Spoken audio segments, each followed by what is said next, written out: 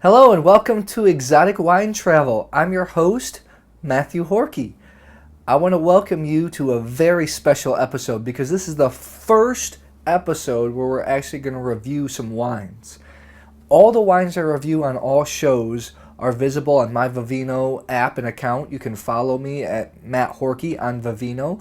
If you don't know about it, I'll put a link down there. It's a really great way to understand what other people are saying about wine when you're looking to purchase them in the supermarket or a wine shop. I want to apologize before we get started. This next year I'm on the road all the time, so our backgrounds are always going to be changing. We're going to be filming at different locations. So if things look funny, I'm sorry. I'm doing the best that we can. We're going to keep the show real candid, real light, unedited, and we're going to have a lot of fun. So to start out, I'm going to be reviewing 3 wines. Now I want to tell you a little story behind these wines. We arrived back in Singapore about 2 weeks ago, and I used to live here for about 5 years. And Shireen and I became friends with 2 photographers. One that shot for National Geographic, one that shot for Lonely Planet, and they were both really into wine, so obviously we had an affinity for them right away. So when we got back in Singapore just a few weeks ago, they invited us over to taste some great wine and to cook some hamburgers. So I'm going to be reviewing the wines that we went over. I'm not going to review them while I'm drinking them because that would make the video a complete mess.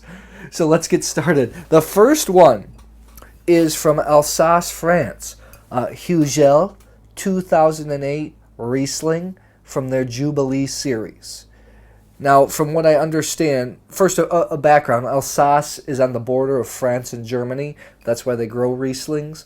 Alsace is also one of the few places in France where they allow wines from the region to have the grape or the varietal name on them instead of the region. That's why you say Riesling, Alsace. Jubilee is their Grand Cru wine, which means they only produce this wine a couple of times every decade when the grapes are great.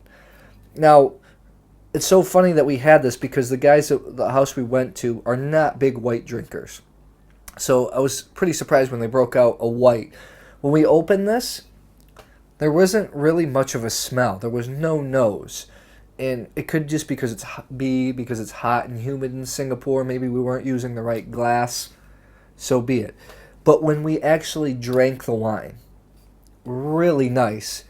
Taste a lot of pear, a lot of apple, a lot of citrus on the tongue. It didn't have this incredibly big acidity that I'm used to with some Riesling, some Gruner Veltliner. I think maybe because it's about 7 years old, but the acidity was still nice. When I actually swallowed it on my end palate, the texture was almost like drinking a peach schnapps. A fuzzy navel. A mixture of peach schnapps and orange juice. Really nice wine. I think it's unscored by any of the critics. When I was looking around on the internet, I think it retails for around $50 to $70 US. But nice drinking wine, especially in hot weather. I recommend this. I would probably put this in my personal score of about 90 points. Really nice white wine. The second wine that we drank, we followed up with a light white to a big red. We drank a 2005 Robert Mondavi Cabernet Sauvignon. It's the Cabernet Sauvignon Reserve from the late Robert Mondavi. 94% Cabernet Sauvignon, 6% Cabernet Franc, aged in new French oak barrels. I don't know the duration. Wine enthusiasts gave this vintage 2005 a score of 91 points. Now, I gotta tell you right now, this wine is really nice. Especially for someone like me that likes more old world wines. I don't have a high affinity for the big fruit, the big juicy California reds. This on the nose had wonderful blackberry, dark fruit, cherry, a little bit of vanilla, a little bit of caramel, and this burnt or grilled bread aroma, which sounds a little bit funny, but it was really, really nice. It's almost like when you cook a hot dog bun or a hamburger bun over a fire. Now, going down when we actually drank this wine, silky smooth. It's high alcohol, 15%, so you did feel it in the mouth. But what I liked about it is in the end palate, the caramel and vanilla hints were so light, which is not typical from the big California red wines from Napa.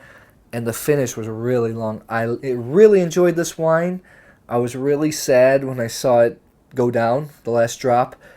I think for me, I would score it about 94 points. You can get it, I think I've seen it on the internet for 119, 120 US dollars, which I know is a lot of money, but really you're getting a really nice wine, and it probably hold for another, I'm not an expert, probably another 10, 20 years. Really nice wine.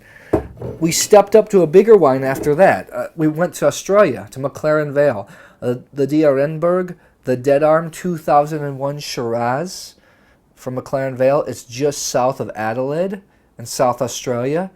Aged 22 months in French oak, 100% Shiraz. Interesting fact is they call it the Dead Arm because the vines actually have some kind of fungus that make them almost halfway dead. So they produce very little fruit, but the fruit's really concentrated. Robert Parker really liked this. He gave it a score of 98 points, which I found astonishing. We had to decant this for about 2.5 hours. It threw a lot of sediment. There was a lot of sediment in it. We ate it. We drank it when we finished our burgers. And it's high alcohol, 15%. Big fruit. If you're not familiar with Australian Shiraz, Syrah, real jammy.